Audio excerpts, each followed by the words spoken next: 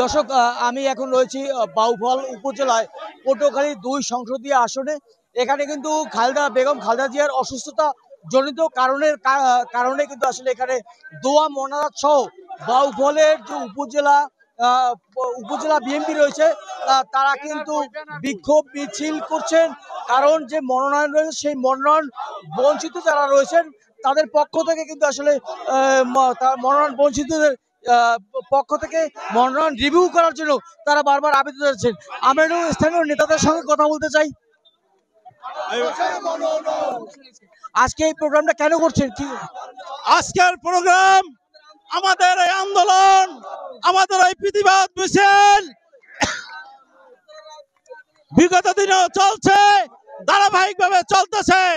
আমরা এই যে মনোনয়ন ঘোষণা হয়েছে, এই ঘোষণার পূর্ণ বিবেচনার জন্য প্রতিবাদ জানাইতেছি এবং যারা মনোনয়ন বোর্ডে আছেন তাদের প্রতি আমরা অনুরোধ জানাইতেছি যে যে লোক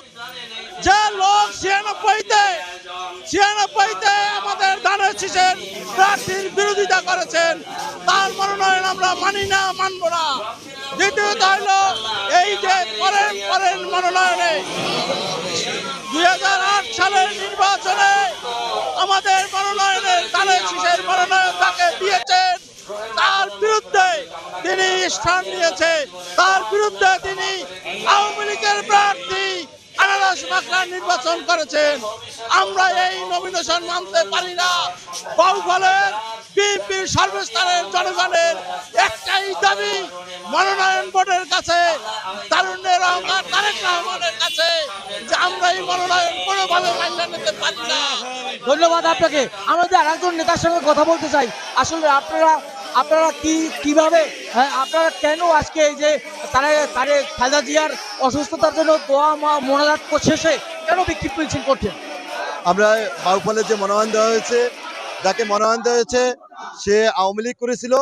নতুন এবং ফিরে আসা গ্রাহকদের জন্য নগদে চলছে ক্যাশব্যাক সহ প্রতিদিন হাজারো উপহার জেতার সুযোগ। হবে আশা আর ফেরা, সারপ্রাইজ সেরা। 2008 সালে 29 তারিখে নির্বাচনে আনারস করেছে, বিএনপির প্রার্থীকে নিশ্চিতভাবে ঠগিয়েছে। আজ পর্যন্ত সে বিএনপি করে না। সে যখন এমপি ছিল সে এখানকার ইউনোকে থাপ্পড় মেরেছে, তখনকার সময় ওসিকে থাপ্পড় মেরেছে, সাংবাদিকদের উপরে হামলা করেছে। আজকে তিনি আমাদের মতো কর্মীদেরকে আমাকে হত্যার হুমকি দিয়েছে, 24 ঘন্টার ভিতরে আমাকে মারে ফেলবে। তো তার মতো লোক যদি এমপি হয়, বাউফলের সাধারণ বিএনপির নেতা কর্মীদের গণহত্যা করে কবর দেবে। এইরকম টেরোরিস্ট সন্ত্রাসীকে নমিনেশন যেন রিভিউ করে। 2 জন নেতা আছে, ইঞ্জিনিয়ার ফারুক এবং কেন্দ্রীয় সেন্ট্রাল নির্বাহী কমিটির সহদপ্তর সম্পাদক মনির ভাই, 2 জনের মধ্যে যাকে দেবে আমরা তাকে নিয়ে আগামীতে নির্বাচন করবো ইনশাআল্লাহ। ধন্যবাদ আপনাকে। আমরা যদি আরো একজন নেতার সঙ্গে কথা বলতে চাই, আসলে কেন তারা আজকে যে এই যে মনোনয়ন বঞ্চিতরা আজকে যে বিক্ষোভ মিছিল করছে। এখানে যারা বাউফলে রাজনীতি করে গত 17 বছর দীর্ঘ পরিক্রমায় যিনি মাঠে ছিলেন, বাউফলকে বিএনপিকে সংগঠিত করেছেন মোহাম্মদ মুনির হোসেন, তার ছাত্র জীবন থেকেই দীর্ঘ 40 বছর তিনি রাজনীতিতে জড়িত। আর যাকে প্রাথমিক মনোনয়ন দেওয়া হচ্ছে তিনি জাতীয় পার্টি থেকে আগত স্বৈরাচার এরশাদের দোসর। 1991 সাল থেকে সে ধানের শীষের বিরোধিতা করেছিল। 2001 সালে যখন বাংলাদেশ জাতীয় দল তাকে নমিনেশন দিয়েছিল, সেই বাংলাদেশ জাতীয় দলের নমিনেশন পেয়ে তিনি এমপি হয়েছিলেন ঠিকই, কিন্তু তখনকার সময় বিএনপির নেতা কর্মীদের লাঞ্ছিত করেছিল এবং এমন কোনো নেতা নাই, এমন কোনো কর্মী নাই তার হাতে লাঞ্ছিত হয় নাই। আমরা তাকে দেখতে চাই না। এই ফ্যাসিস্টের দোষক দীর্ঘ 17 বছর তিনি মাঠে ছিলেন না, ঘাটে ছিলেন না এবং তিনি বিএনপির সাথে কোনো তার সম্পৃক্ততা ছিল না। তিনি বারবারই 18 সালে নির্বাচনে মনোনয়ন তার ওয়াইফ পেলেও তিনি লুণ্ঠন করে টাকা কোন নেতা কর্মীদের নিয়ে তিনি ঢাকা পালিয়ে গিয়েছিলেন। তিনি আর যোগাযোগ করেন নাই। তার আমরা এই সম্পৃক্ততা চাই না দলে। এই নমিনেশন তার প্রত্যাখ্যান করি। আমরা তার ভারপ্রাপ্ত চেয়ারম্যান তারেক রহমানের কাছে আমাদের হৃদয়ের আকুল আবেদন, শহীদ রাষ্ট্রপতি জিয়াউর রহমানের ধমনীতে আপনার রক্ত, আপনি আমাদের ফেলে যাবেন না, আপনি আমাদের বঞ্চিত করবেন না, আপনি আমাদের এই মনোনয়নকে পরিবর্তন করে মোহাম্মদ মুনির হোসেনকে আপনি মনোনয়ন প্রদান করি।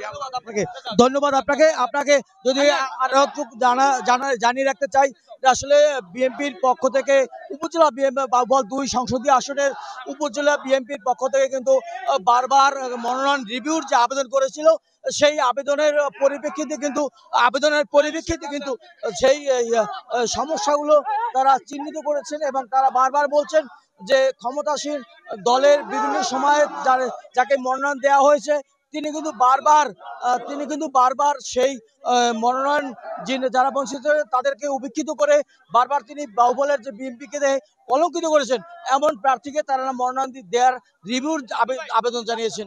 এই ছিল পটুয়াখালী বাহুবল 2 সংসদীয় আসন থেকে সর্বশেষ।